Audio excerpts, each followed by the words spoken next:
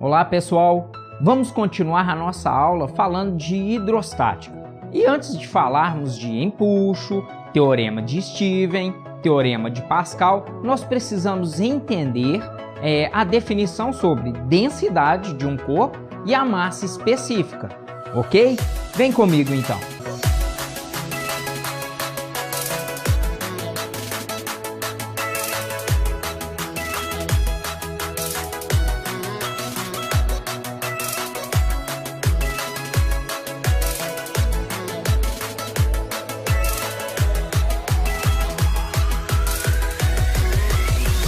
Falando da diferença entre densidade e massa específica, onde são grandezas que vão estar muito presentes nos nossos estudos de hidrostática.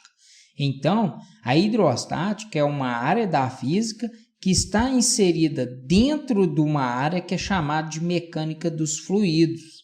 E essa mecânica dos fluidos, ela estuda basicamente a mecânica dos líquidos e dos gases. Eles são divididos em dois blocos, a hidrostática, que são os gases e principalmente os líquidos que estão em repouso.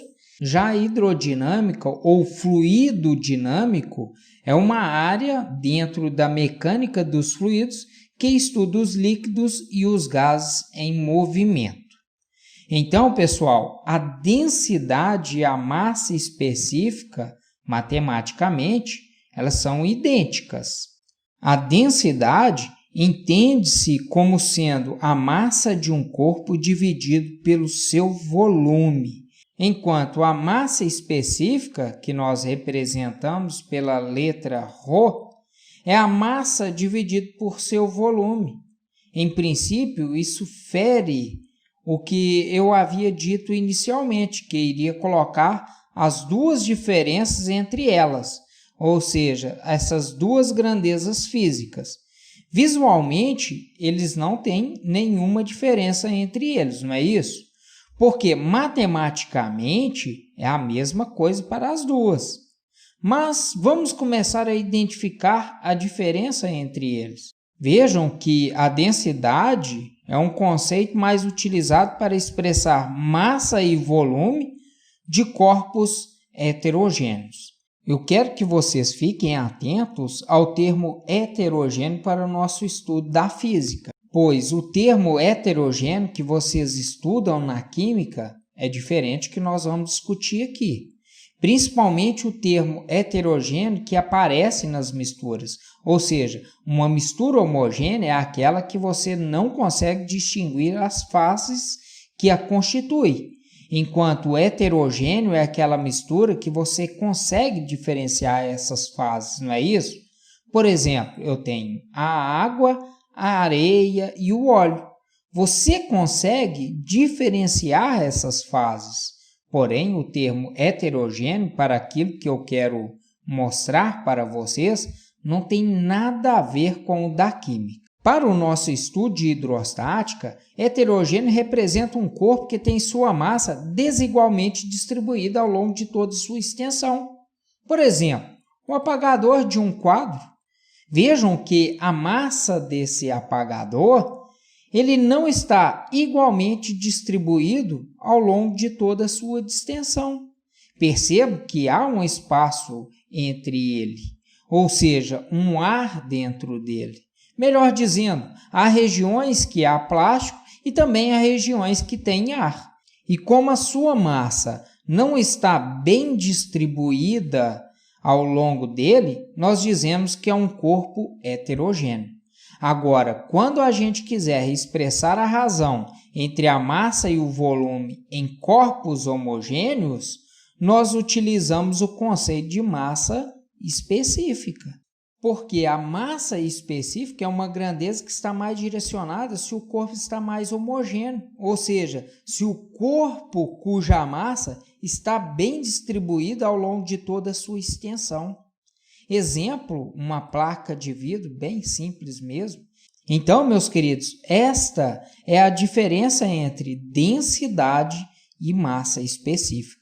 Outra diferença entre elas é que a densidade representa uma propriedade do corpo em si, enquanto a massa específica representa uma propriedade da substância do elemento químico que a constitui este corpo. Então, esta é a diferença entre densidade e massa específica. Ou seja, enquanto a densidade representa uma propriedade do corpo como um todo, a massa específica está relacionada com a propriedade da substância que a constitui. Então, pessoal, se eu quero expressar a massa e o volume do aço que constitui o navio, eu devo utilizar o conceito de massa específica. Agora, se eu quero expressar a razão do volume do navio como um todo, e não da substância do que ele é feito, que ele constitui, eu devo utilizar o conceito de densidade. Sendo assim, nós já temos condições de analisar quais são as principais unidades que podem ser utilizadas para expressar densidade e massa específica. A primeira que eu vou representar é a oficial. Veja que a unidade para a massa é o quilograma, enquanto a unidade oficial para o volume é o metro cúbico. Mas existem unidades alternativas, como grama e centímetro cúbico. Na física, essa é a mais utilizada. É muito comum aparecer nos exercícios o grama por centímetro cúbico. Aí vocês devem converter para quilograma por metro cúbico, ou vice-versa. Vocês devem ficar atentos quanto à unidade que aparece nos exercícios, tudo bem? E quando isso acontecer, basta aplicar uma regra de 3 simples, ou seja, quilograma por metro cúbico para grama por centímetro cúbico, nós dividimos por 1000. E quando nós temos grama por centímetro cúbico para quilograma por metro cúbico, basta você multiplicar por 1000. Alguns podem estar se perguntando, né? Eu sempre aprendi que transformar quilo para grama, eu multiplico por 1000. E para transformar grama para quilo, eu tenho que dividir por 1000. E te falo, isso é a maneira correta. Mas vejo que nesta situação, eu não estou passando quilo para grama e nem grama para quilo. O que estamos transformando, meus jovens, é quilograma por metro cúbico em grama por centímetro cúbico. Transformar quilo para grama é converter a unidade de massa. Nessa situação, nós estamos convertendo a unidade de densidade e de massa específica, que é outra coisa completamente diferente. Então, transformar quilograma para grama se faz de um jeito e transformar quilograma por metro cúbico para grama por centímetro cúbico é outra coisa completamente diferente. Que fique bem claro isso para vocês. Vamos entender melhor essa situação. Vejam só, eu tenho aqui a água, que é 1 grama por centímetro cúbico. Multiplicando por 1000, nós vamos ter que 1000 kg por metro cúbico. Dizer que a água tem a densidade de 1000 kg por metro cúbico significa dizer que uma caixa d'água de 1 metro de comprimento, 1 metro de largura e 1 metro de altura tem 1000 kg dessa substância. Ou seja, para cada 1 metro cúbico de água, você tem uma massa equivalente a 1 tonelada. Bom, meus queridos, vamos nas curiosidades.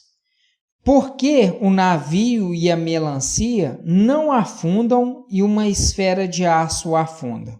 O critério para saber se um corpo afunda ou flutua é a densidade e não o peso. Não estou falando de massa específica, e sim densidade, porque este fenômeno é explicado da seguinte forma.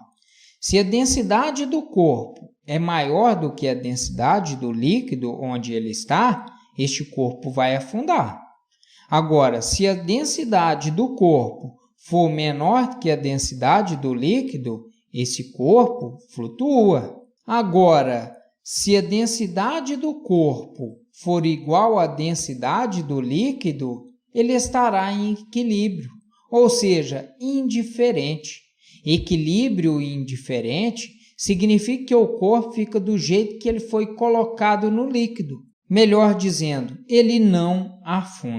Meus queridos, esta foi a nossa primeira aula sobre hidrostática, falando sobre essas diferenças entre densidade de um corpo e massa específica. Espero vocês na nossa próxima aula, onde vamos falar de pressão, ok? Lembrando, isso é física.